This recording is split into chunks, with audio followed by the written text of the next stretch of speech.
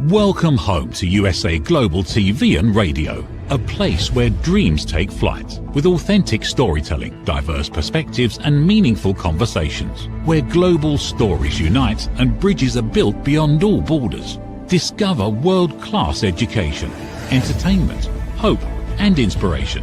Together, we're building bridges worldwide. Subscribe to our channel, USA Global TV. Download our app, USA Global TV. Be our guest or join our team. Visit usaglobaltv.com. Thanks to our founder and executive producer, Dr. Jacqueline Kerbeck. Music score by Yeffy Tang from Cloud Road Music. Voiceover artist Mike Porter. Creative direction by Paul Garcia. USA Global TV and Radio, your home for global connection. All rights reserved. This video and its contents are the exclusive property of USA Global TV and Radio. Unauthorized use, duplication or redistribution in any form is strictly prohibited. Hi everyone, and welcome back to The Holistic Alternative. I'm Julia Mejia, CEO and founder of Holistic Hemp Solutions, and your host. Today, I want to ask a simple but important question. What does it really take to build a workplace where people can thrive, especially in high-risk and culturally diverse environments? Joining me today is Amanda Eastling, an HR leader with extensive experience in high-risk industries and working with Native American tribal communities. Amanda, thank you so much for taking time out of your busy schedule to join me today. Thank you. It's great to have you. How's your day going? It's going pretty good. I'm happy to be here trying to get through the random weird weather we have up here. I feel you. I think all of us in the U.S. are feeling the same. So thank you for taking time to be with us. And I would love to share with the audience what you feel comfortable with about your journey getting into the HR background. Yeah, I have been in the human resource industry for around 8 years now. I found that the job kind of fell in my lap. And I enjoy it. I enjoy creating policies and procedures. I've worked from manufacturing to an animal hospital and then transferred into a tribal industry who was working with cannabis. And so that's where I've kind of been for the last couple of years. And I have now branched off to create my own company where I'm helping everybody with human resources, not just the cannabis industry, but, you know, all over the country. Well, I commend you for the work that you're doing. It's important work, not only for the tribal community, but in general. Let's talk a little bit about why people need HR. So that's a great question because it's the most common question. My first response to everybody is, why HR? Well, can you afford a fine? And most people kind of look at me all shocked. And it's, you know, if you don't have your policies, your procedures, or your guidebooks in place, and let's just say you terminate somebody, it could be considered a wrongful termination if you don't follow the steps that you put in place, whether that is a points policy to a call out policy, sexual harassment policies. Those are all types of different policies that you need to have in place to help, you know, manage your staff. No, those are excellent points. What sort of policies do you typically get asked to help associate and make for companies starting out? First is a guidebook. Most companies, they need a guidebook because that guidebook is that's your Bible for your company. You have to have, you know, if you whether you're in Minnesota and you have sick and safe, pregnancy leaves, jury duty leaves to social media, all of those kind of things go into that. Whether you have a policy or not, having that guidebook is something that you do need in place. And then you branch off from there. If you have a call out, you know, whether you have 5 employees to 50 employees, you need to have a call out policy in place so they know who to call and how to call when they're calling out. And then that way it can also be documented, because then if you go into a points policy, leaning back onto that call out policy, if they follow that or they don't follow it, then that helps back you up with that as well. Some of the other major policies that you need in place are who to talk to, you know, if there's a sexual harassment or any of those kind of things that happen at work, having that policy in place to who to go to, how to go to them it's just a great policy, not necessarily so much for employees as it is for management and upper staff. They need to be able to know where to go and how to go about doing those steps. Thank you for explaining that. I know viewers are, there's a lot of business owners that watch the show. So, how can we support small businesses? What capacity, say someone called you and they're starting a new venture and they just want some consulting services. How can you help a small business that's getting up and running? So what I would do is I would just ask them, how many staff members are you looking at having? What is your thoughts on how you would like to run your business? I have a business who doesn't want any micromanaging whatsoever. So there's no call out policy. There's no points procedure. There's no first step, second steps, termination. Like they want complete hands off with their staff. If you have 10 plus employees, I'm going to highly suggest you have those more in-depth policies in place so you can manage your staff. Your supervisors can help manage your staff. But keep in mind that it's their business. It's not your business. So you're listening to what they want and you're helping put those in place for them. Making sure that they have a legal team to help support them in the background. I know I talk with my legal team every time I have to help create something for a new company to make sure that, one, is this proper for California? Is this proper for Canada? Is this proper for Nevada? Because each state is completely different. And you want to make sure that you're following those guidelines per the state law. No, that's great. And again, coverage is important, right? It's there when you need it. Yeah. It's kind of like insurance. So I think HR is an important, mindset of the business world that often gets overlooked. So can you tell us a little bit about some prevention stories for people watching today in regards to, hey, I didn't know about this, or I didn't realize the policy was in place, whether it's an employee or a business owner? Yeah, I knew absolutely nothing about the cannabis industry when I was taking on the position, let alone I didn't know anything about working with a tribe. And so those were two big steps that I had to learn.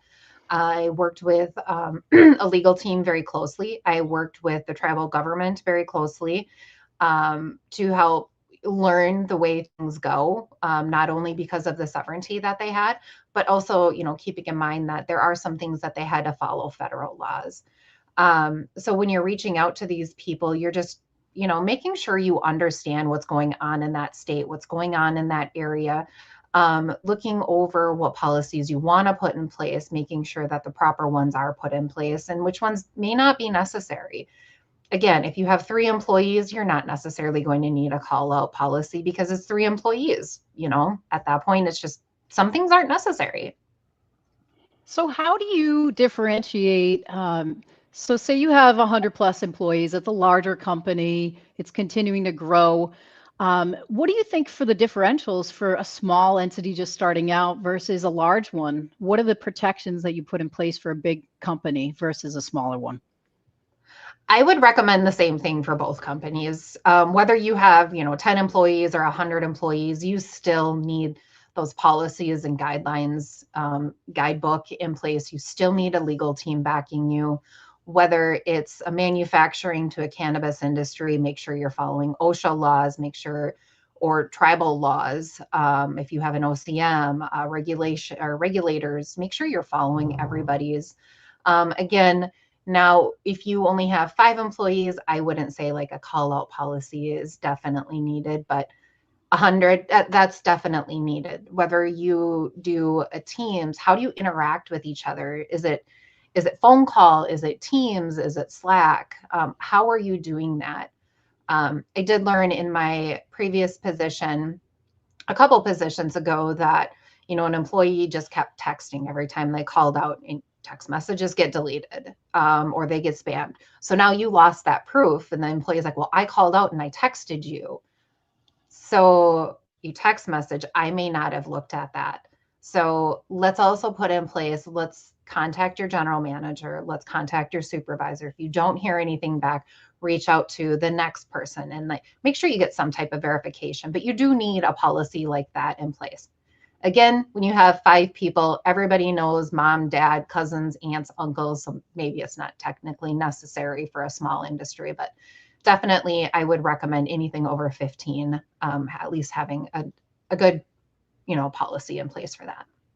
No, that's great. I appreciate your answer on that. And I would love to hear a little bit more about your business and what you're starting out and some of the packages that you might offer to people that are looking for some support getting this up and running for their business. Yeah, so I offer, 3 packages, and then there are some a la cartes, and then there's also like an hourly rate.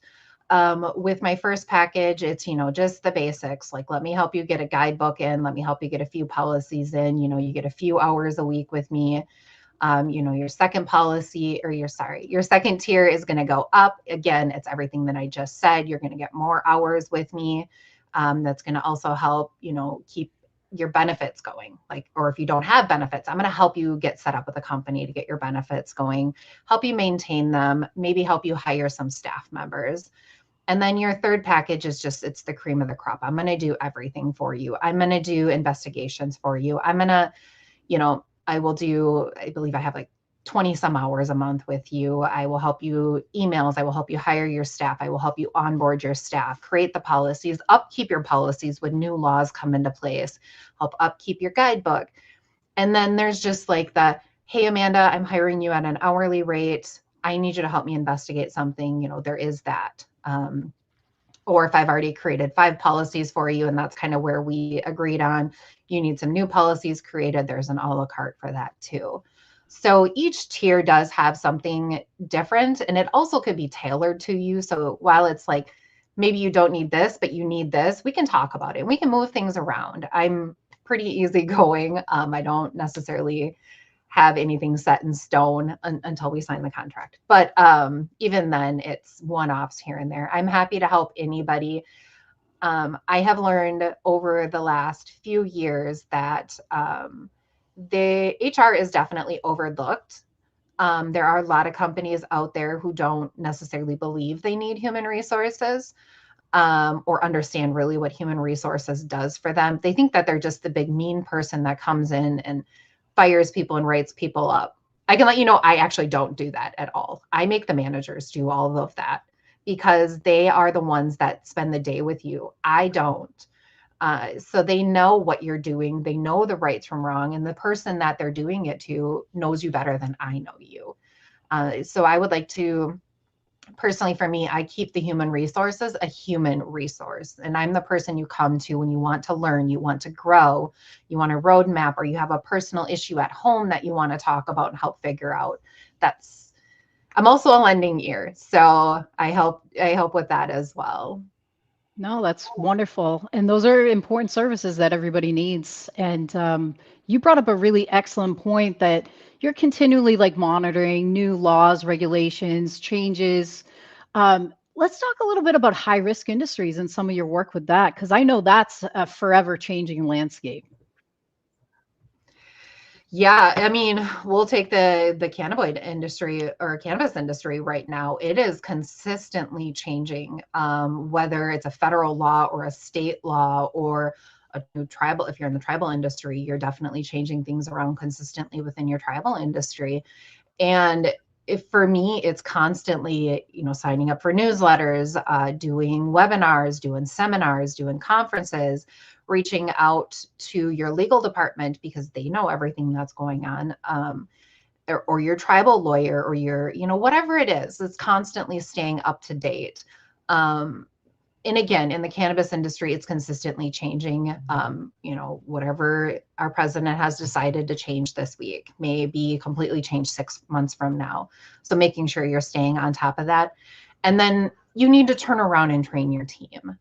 I recommend always changing your guidebook and your policies January 1st and July 1st, because those are the dates that new laws do come into place. And then if it's a big, huge change, you take your team, your management team and your supervisory team, and you train them. This is the new law that came out, guys. Let's talk about it. Let's digest it, and let's ask questions about it, so we can figure out what's going on and how we can teach our staff that this changed.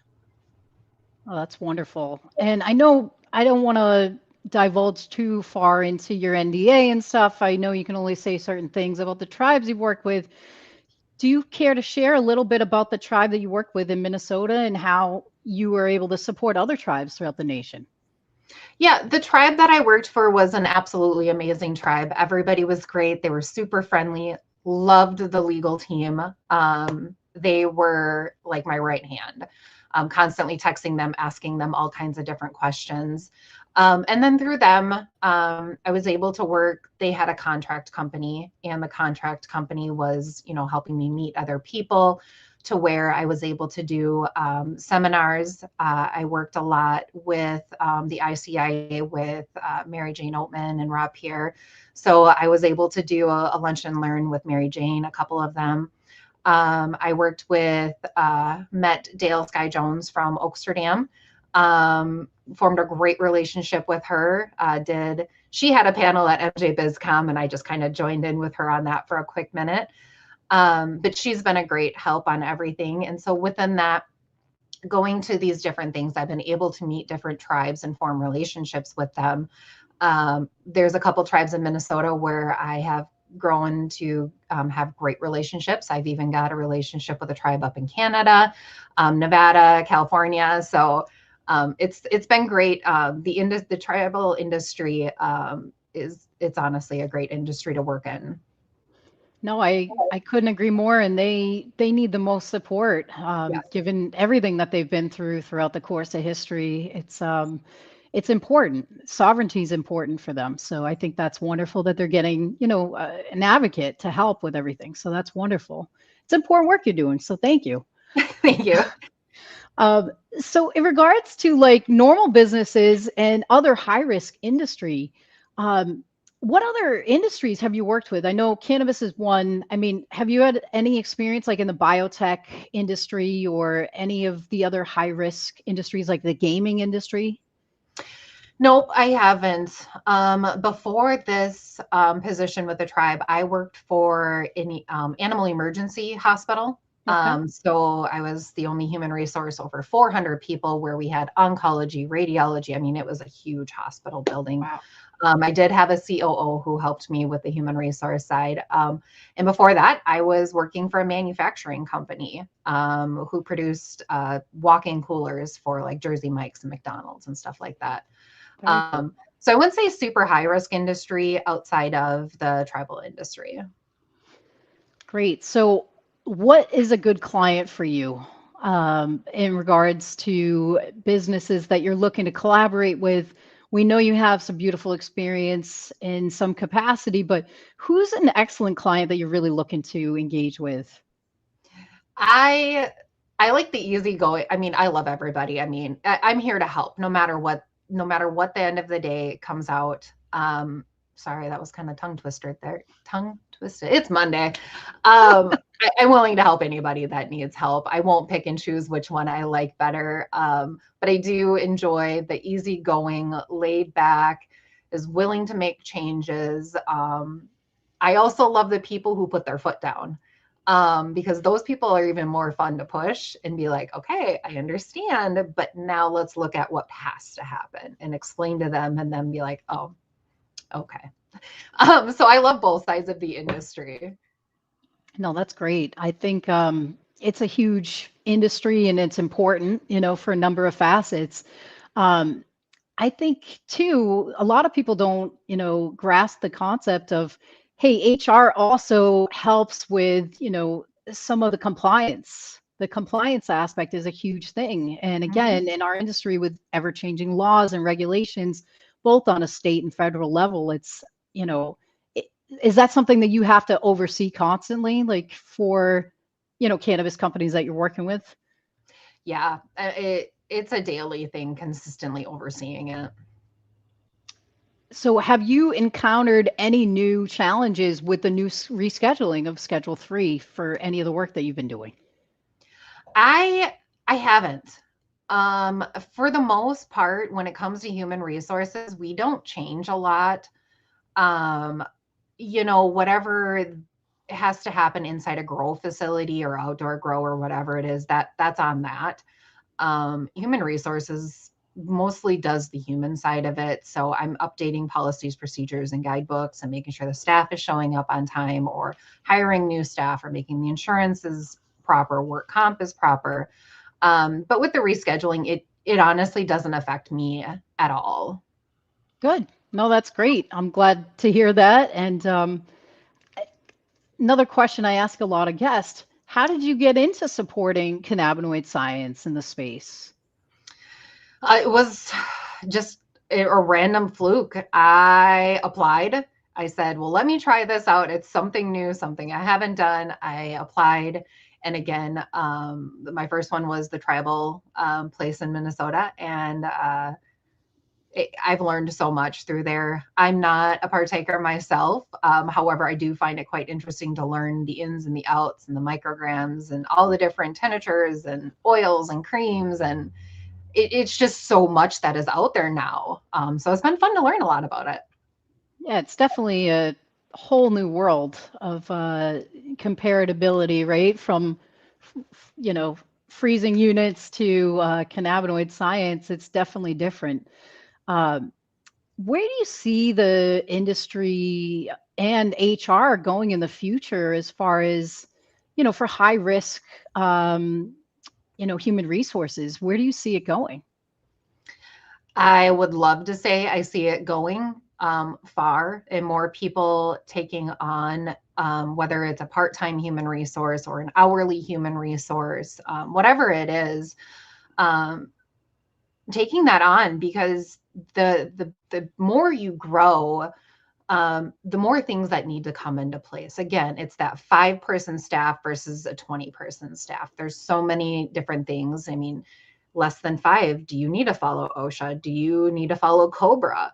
Once you get up to 20, once you get up to 50, now there's different things that are coming into place that you need to make sure you're following. And having that human resource person as you grow it's just a smart idea unless you have a legal team that's going to make sure that you're helping follow all of those things. So I would just suggest that if you don't have a legal team, you have human resources, and human resources, it should always follow up with the legal person just to make sure that their documentation is correct and they're not saying anything inaccurate. So yeah, I still see it growing. Awesome. No, I appreciate that. And a lot of people, to your point, they try to hire someone for human resources. They don't want to deal or interact with their staff, whether it's reprimanding them or, hey, this person isn't working out. I need you to, fire them. How do you coach certain managers, certain owners of the companies to, engage more directly and humanistically with their staff? I basically create the policy that says that this is your job. And it kind of goes back to my previous comment that I don't know that staff member personally. You as a supervisor, a manager should know them personally. So me coming in and saying, Snow White, I'm sorry, we got to write you up today, and fumbling with the whys. What day was that? What hour was that? Who was there? I'm not there. I'm not going to be able to answer all those questions. I mean, I should if the manager sends it to me properly, but it comes from the manager or the supervisor. They can answer those questions a lot better than I can. And they have a more personal relationship with that person. So while human resources comes in, everybody gets scared. They don't want to talk to me and they may freeze up and they may fire up versus a manager sitting down with Snow White and going, hey, look, this is what happened last week. I do have to write you up. You may be able to de-escalate that situation a lot more with a personable person than somebody who's not there all the time. Gotcha. So, I came from a nonprofit background. We'd often have to engage with the staff, but, on the back end, the executive team would always ask for a paper trail. And I'm sure you understand what that means and that. What would you explain to people about, hey, what's the proper documentation to, protecting yourself as an entity? Yeah, that would be, I learned this actually from one of the lawyers I worked with, is making sure you're keeping a staff log. And it's great, and it helped me out so much. But that staff log can be an Excel spreadsheet, person's name, date, notes, and then their name on the bottom tab. And then you could have 100 tabs open on the bottom to find your employee. And, today's date, let's go to Snow White. Snow White, today's date, called in sick.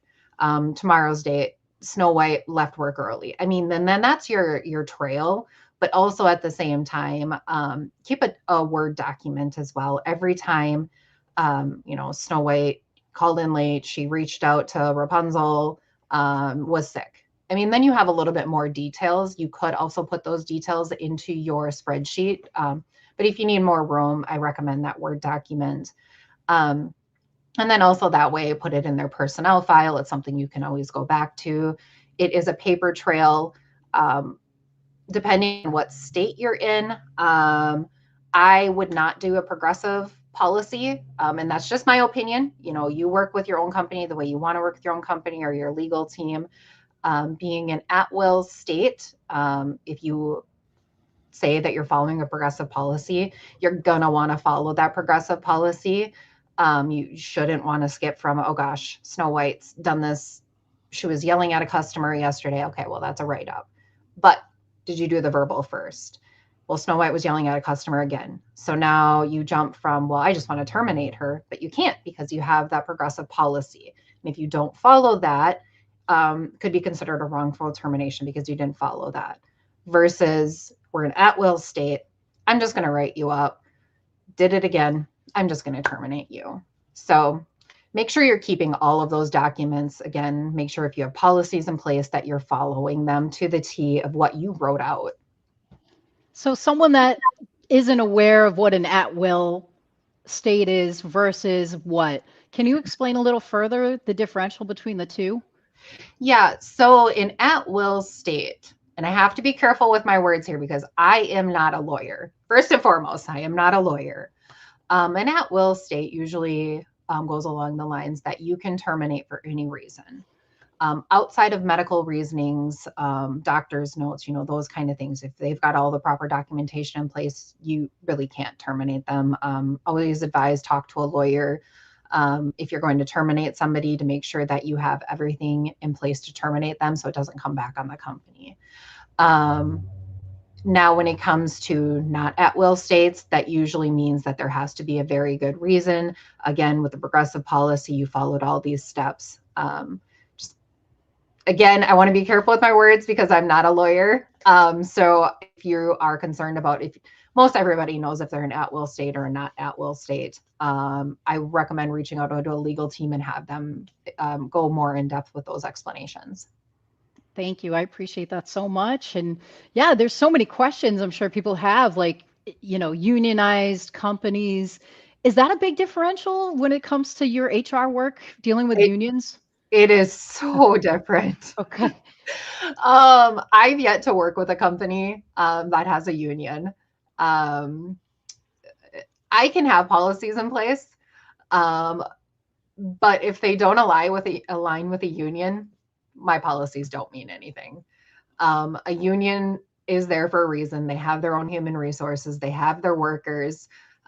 So if I want to write up Snow White because she did this, the union worker can come in and say, nah, it doesn't really go against my policy, so now I can't write her up. That's crazy. So how do you blend that with a union when you do? And I know you might not have worked particularly with a union company, but I'm sure you understand like the grasp of it. Can you explain a little further? Yeah, I'm actually in works of talking with somebody about working with them because they do have union. My recommendation is talk to the union rep, ask what their policies are, ask what their procedures are, and try to incorporate those in your human resources ones as much as possible.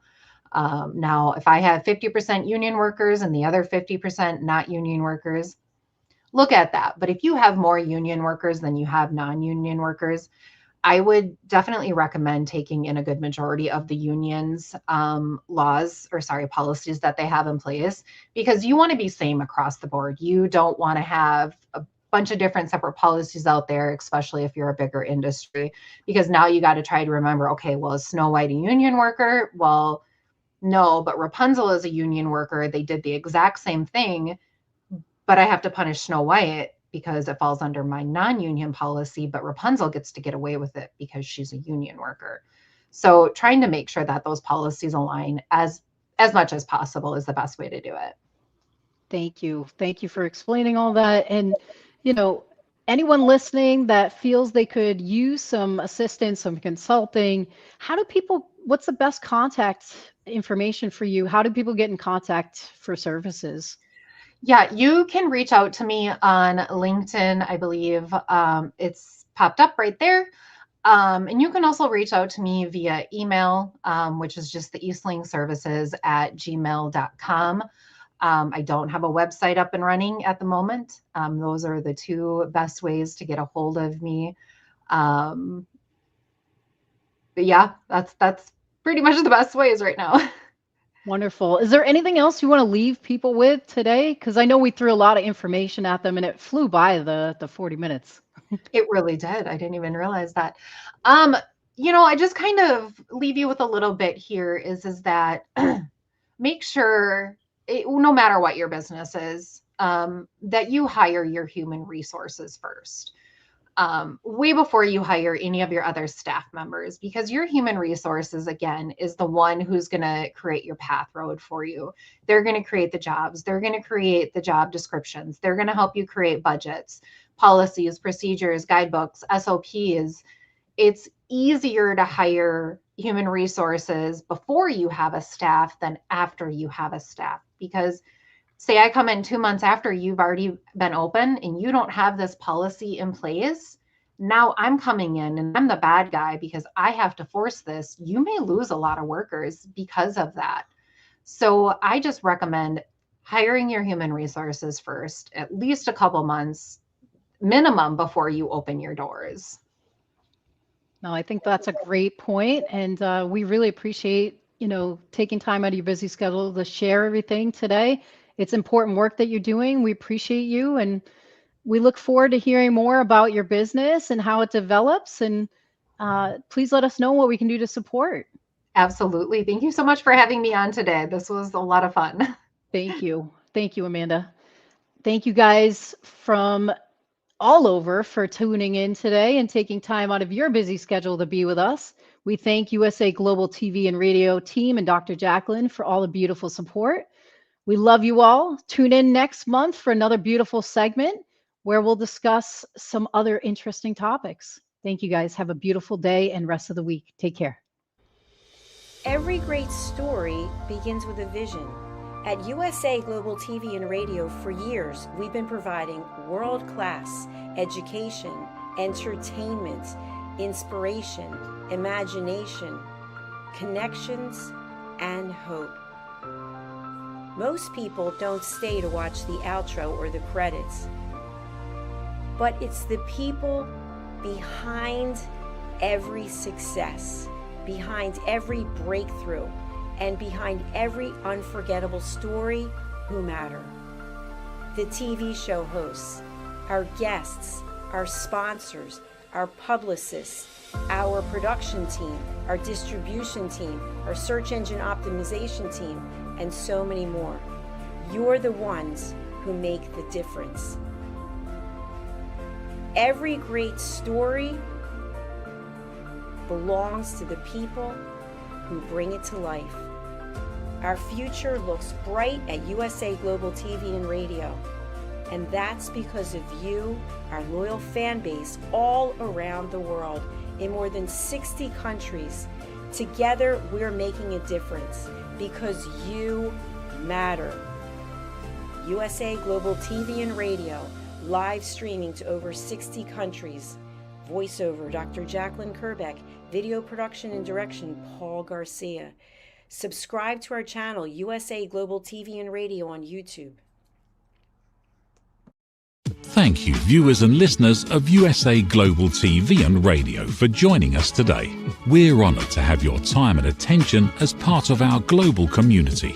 At USA Global TV and Radio, we believe in the power of authentic conversations, meaningful connections, and creating a world of possibilities together. Want to be part of something bigger? Join our team of elevated listeners at usaglobaltv.com, a space where your voice matters and your ability to listen transforms relationships. Stay connected with us across all our platforms for thought-provoking discussions, expert insights, and empowering stories. Subscribe to our channels at youtube.com/c/USAGlobalTV. Follow us on social media and explore the endless opportunities we're creating for growth, learning, and inspiration. Together, we're not just broadcasting, we're building bridges and changing lives one conversation at a time. For inquiries, contact us at info@usaglobaltv.com. Produced by Executive Producer and Director Dr. Jacqueline Kerbeck. Voiceover by Mike Porter. Creative direction by Paul Garcia. All rights reserved. Visit usaglobaltv.com to view our full terms and conditions.